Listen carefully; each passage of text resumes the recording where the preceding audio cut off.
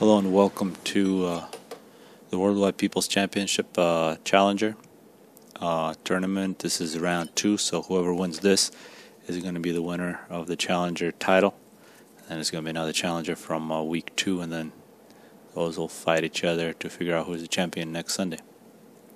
So Shoot versus Swackle. Of course, Shoot already beat the Tempest on Blasted Rock, while Swackle beat Toe Jams, which was actually a pretty good game until Toe Jams decided not to move.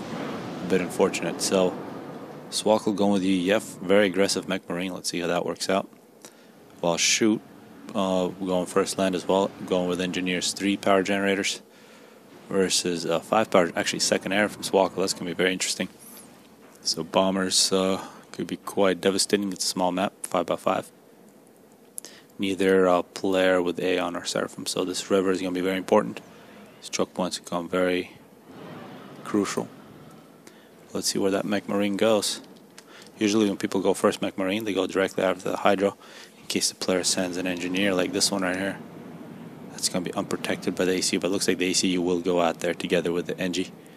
So Swackle doing the right choice, coming out here looking for an Engie that might grab these 2 side Mask Extractors. Of course, you can do that. You don't need to go first Mech Marine. You can go something like third. We see 3 Engineer and then a Scout from Swackle.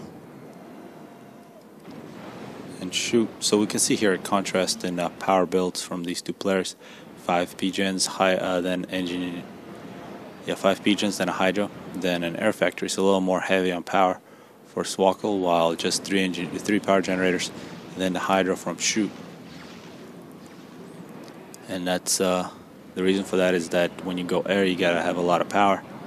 So you can see how the power infrastructure really dictates what kind of strategies are open to you. If you go really low power, you can go all out land. Instead of putting mass into these power generators, which are 75 mass each, you can put mass into tanks. But of course, if you want air, you gotta put in a little more mass into the infrastructure.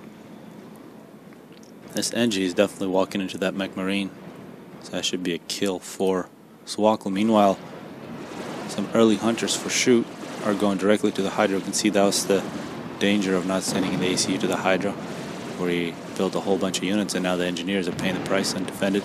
2 kills for the Hunter, another Engie in the area. But it looks like Swackle is able to kill it. 2 shots, 2 kills. Some nice micro there on the Scout. Shoot runs away. See, this tank was a little better out of position. Looks like it's going to defend that side where nobody's there. Mech Marine moving in. Looks like Swackle is going to get 1 Engie.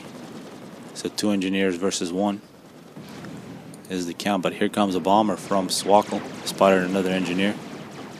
And this could be tied up very quickly if that Bomber kills the Engie, which is quite important. Mask Extractors and rocks in the air. Looks like the Mech Marine was cleaned up. So this Engineer needs to dodge right now, and it's not, and it is going to die. So 2-2. Killing Engineers. Some flak coming out now for Shoot. Of course, any kind of flak, you really want 2 of them to kill the Bomber in 1 pass, and this is brutal now.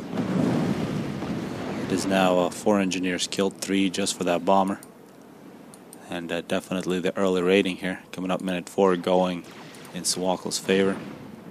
The Bomber's still not dead with 3 kills. He's going to look for more targets. Surprisingly, no stationary flak, or no. Now you get some mobile flak coming out. Really not too much. Here's another Engineer. Needs to be dodging. Really, one thing about the Bombers, they can be negated quite well with a good micro if you know from which direction they're coming. And here in Assault with Manti, you see there's numbers. So Shoot going out with 4 land factories here should have an advantage over only 2 land factories that Swackle has. He does have numbers. And then, oh, this is bad. This is the second Bomber, so 3 kills. 4 kills total for the 2 Bombers for Swackle. Meanwhile, Swackle is suffering some losses up on the top side from land. So both players really utilizing their builds quite well. And yet another bomb. This one's hitting the Mask Extractor. And it looks like that the Bomber might die there. We see multiple flak. And it will. So 2 flak is really the key. But a 3rd Bomber coming out. And 2 ACU is actually very aggressive. Quick look, we can see total land domination by Shoot. He's got multiple forces, and now Shoot's ACU is going to take out the Hydra, which will stop the power production of Swakle. Swakle also being very aggressive. You can see this now, a no-fly zone, plenty of flak. Swakle, really there's no point defense, so he can kill whatever he wants. He's very safe, and he does have air control.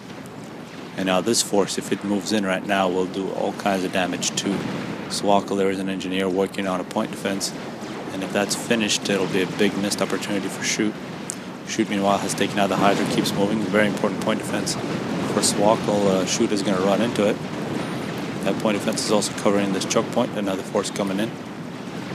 Meanwhile, bombers for Swakle together with ACU taking out the base. In this type of situation, you're going to kill the engineers and kill the power. Those should be your targets, but a Jester now coming out. A Jester, you can't shoot back at that in Supreme Commander 1.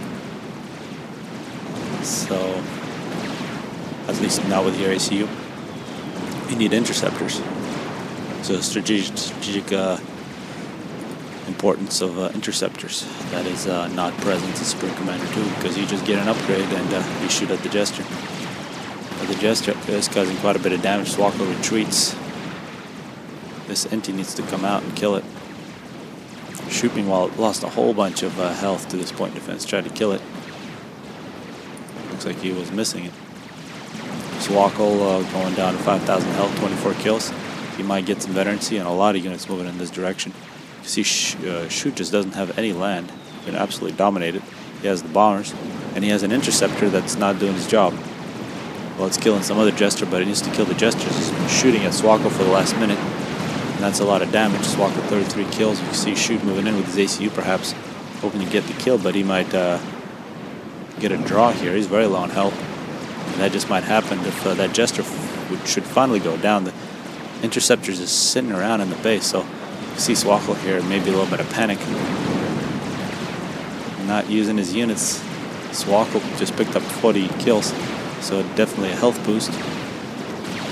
And I gotta say, if it wasn't for this Jester, this would definitely be a draw. There would be no hope for Shoot to have more than 2,000 health before Swakle dies. But the Jester is not gonna die. That Jester was shooting him all the way from here to there. So much damage. And maybe it should have been a draw, but it's a victory for Shoot. Shoot is our challenger from week 1. Definitely sign up for week 2. There is already 2 signups, so a lot better than last week. We only got 4. Hopefully people enjoyed this beginning of this tourney, and we get a lot more games in the future.